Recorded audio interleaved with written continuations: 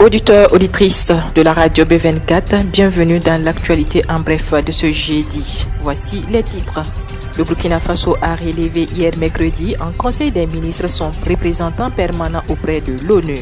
Des dizaines de terroristes ont été neutralisés ces 48 heures dans la destruction de plusieurs bases terroristes à travers le Burkina.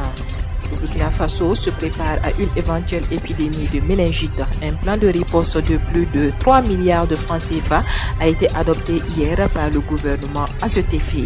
Voilà ce qui constitue la une de l'actualité de ce jour sur la radio B24. Une fois de plus, bonjour et bienvenue. Le président de l'Assemblée législative de transition, Ousmane Bougouma, a échangé avec les anciens présidents de l'Assemblée nationale, dont Roch Kaboré, ce jeudi 19 janvier 2023. Ont répondu présents à l'appel de Ousmane Bougouma, Moussa Sanogo, Abdoul Kader Sissé, Abouaka Toronyene, Alassane Balasankande, Sungalo Ouattara, Mélégué Traoré, Arsène Yé et Roch Kaboré. Le Burkina Faso a relevé mercredi son représentant permanent auprès de l'ONU en la personne du diplomate Seydou Senka. Les raisons de cette décision ne sont pas encore connues. Seydou Senka avait été nommé à ce poste en septembre 2021. L'appel à cotisation de la Caisse nationale de sécurité sociale évolue pour mieux prendre en compte la branche vieillesse. Le Conseil des ministres a adopté 4 décrets en relation avec la Caisse nationale de sécurité sociale.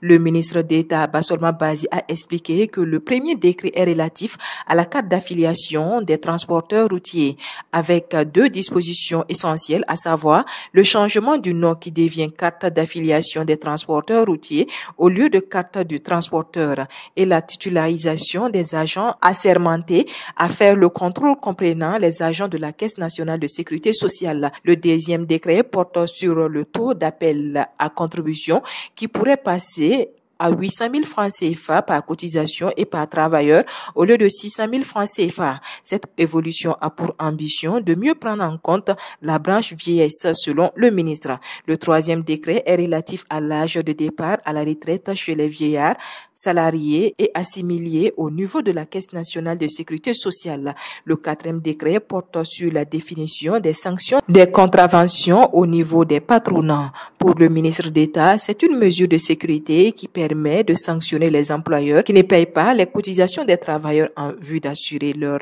retraite. L'Association pour le développement de Donona et de Farakan a procédé à la remise d'un corbillard aux populations de Bobo-Dioulasso le mardi 19 janvier 2023, tout comme ce don de véhicules et la réalisation des travaux de réhabilitation.